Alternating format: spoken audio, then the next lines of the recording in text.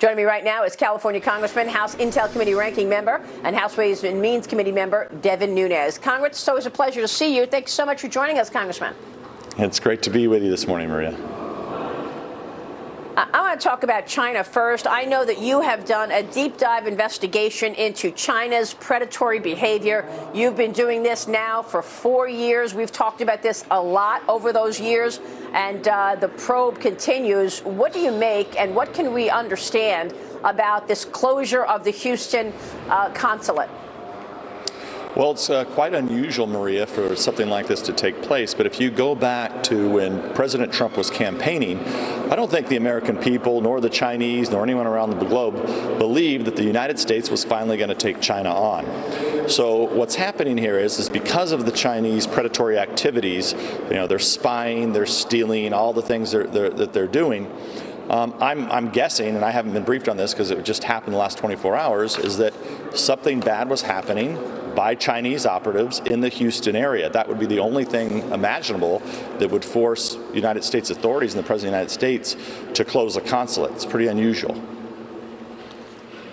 Well, I mean, so far we know of countless situations where Chinese hackers hacked into our data or just stole data. You've got indictments of the professor and the head of the chemistry department at Harvard who was working for the CCP. You had another arrest at the University of Arizona, the Cleveland Clinic.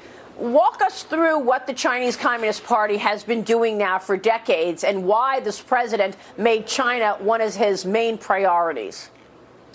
So the way I would look at this is they've developed probably the most powerful capability over the internet. They've done this in a variety of ways, but if you go back when the House Intelligence Committee Republicans first brought this to the nation's attention was about a decade ago, and that was the prevalence of Huawei and ZTE technologies that were proliferating around the globe that were being subsidized. So these are Chinese companies, telecom companies, that were being subsidized around the globe. At that time, it caught our interest. It was kind of a red flag. Why would somebody be going in and offering something for free like this? Well, when you look at it, it was a way to set up little nodes across the globe in order to grab people's communications and countries' communications. So over time, they've developed a very sophisticated system. That's the first issue. The second issue is they've also been targeting, now using some of those capabilities and then coming in and targeting our universities and our companies. And take all that together, they've been stealing intellectual property. I mean, I can give you example after example, Maria, but I have a company in my district that makes this type of equipment. They found exactly replicated copies in China that China was trying to sell, and that was just a small agricultural company, agricultural equipment company. So they're very good at stealing people's secrets. Yeah, and you have also investigated how they have put military bases across the world at ports, which of course makes it easy to control trade wherever that is. Is that right? Yeah, I mean, they've been very brazen in what they've done recently. I think we all know about what's happening in Hong Kong, what they've done in the South China Sea, essentially claiming the entire South China Sea that involves, a dozen other Asian countries. Really brazen activity, getting into a conflict with India. But also what they've done that kind of went under the radar, but they opened up a base, military base, in the Indian Ocean at the entrance to the Suez Canal. That was also quite unusual. That everybody just kind of ignored. We were investigating it here on this committee. So, look, I just want to give credit where credit is due, and that is that this administration, the Trump administration, has said, number one, we're not going to take this anymore from you. We want to get along. We want to do a trade deal, but we're not going to have these huge disparities in trade gaps, and we're not going to let you steal our intellectual property. So, our government has a whole of government approach, and we're taking it very seriously, as we should, and I'm glad it's finally happening. Yeah, you've done such a great job on this, as you have on the origins of the Russia probe. Let's get to it. Last week's declassification, the FBI document showed that the FBI knew early in January, that the Steele dossier was garbage. The FBI agents interviewed the subsource, as I've reported now for months, and the subsource told the FBI that it was garbage, that the dossier was not to be believed, that it was just made up. And in fact, Jim Comey and Andrew McCabe kept going, kept renewing warrants to spy on the Trump campaign. Where are we in this investigation as we await the release of John Durham's investigation on the origins of the Russia probe? And I'm expecting indictments, because we know that criminality has occurred. What about you? Yeah, so I mean, look, we've made 14 criminal referrals. We have an additional referral that we made asking for an investigation. So we've been very clear. The House Republicans have been very clear. This is what we expect. We don't know what Durham is up to, which I believe is a good thing. You should have a separation of powers between the legislative branch and the executive branch. But our investigation continues, Maria, and I think draw your attention to, your viewers' attention to something that happened last week. So we've known that Steele supposedly had these sources. We've long speculated and a lot of times joked that Steele basically made this stuff up, that he supposedly had 6 sources. And what's happened is as things have been declassified, and also there was a court case involving Steele in London on Monday, where we now see direct links between the Brookings Institute leadership and the creation, possibly, of the Steele dossier and the dissemination of the Steele dossier. So at the time, we now know there were text messages back and forth with one of the, I mean, it's basically the leading center-left institution here in our nation's capital. It has a number of fellows. They focus on national security. I think they have real questions that need to be answered here about what on earth was the president of Brookings doing, texting back and forth to Steele. Why was he accepting the dossier? There's a lot here. Then you also have to, let's not forget, for the last 4 years, Brookings also was the cheerleader for the dossier.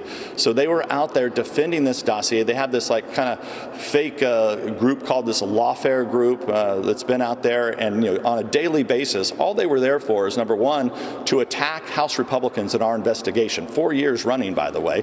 They got everything wrong, and they always were defending one thing. They were always defending the dirty cops. So you have the former president of Brookings. Now you have this group that was stood up that's sitting there cheerleading on the dirty cops. They've got a lot to answer for, and we also don't know, are any of Steele's sources, were they related somehow to Brookings? I think Brookings needs to answer those questions. Wow. So Brookings Institute now in the spotlight. We're going to keep following that. Let me ask you this, Congressman.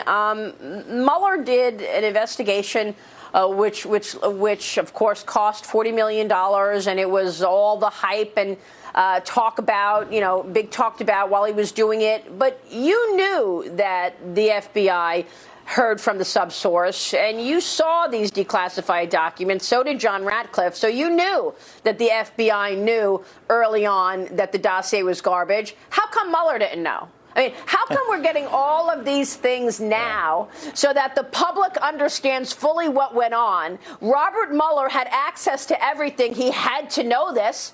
So riddle me that. How come we had all of those months of Robert Mueller, and he had access to all of these papers and these documents that are now finally being disclosed and declassified, and yet he took all of that time and everybody talking about how important the Mueller report is? Where were these documents from Mueller?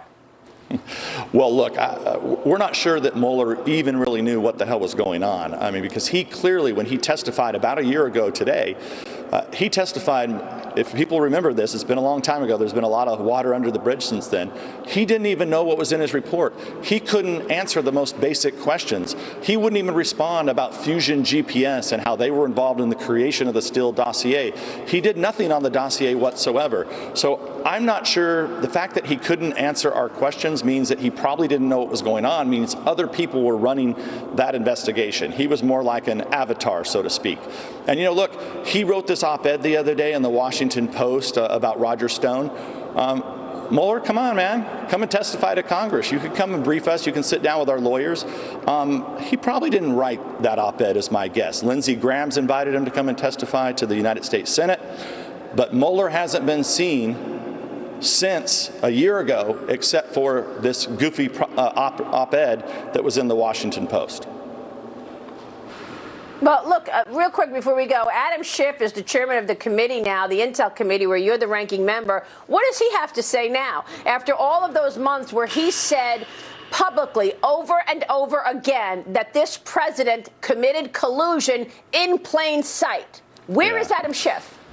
Well, they continue with this. So every day, I mean, you have Nancy Pelosi, the Speaker of the House, who called the majority leader, who essentially insinuated that majority leader, the Republican, had something to do with Putin and Russia. So the Democrats have told lies long enough that maybe they've driven themselves crazy that they actually now believe it.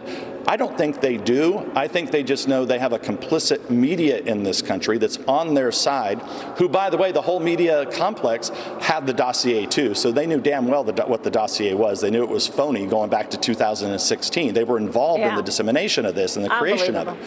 So when you look at what the Democrats are doing here, Maria, they see a Russian here, a Russian there, and essentially they don't really see them. But they're telling people they see them because they want half of America to believe that Trump and the Republicans had something to do with Russian, when the key was they were the ones that had something to do with the Russians.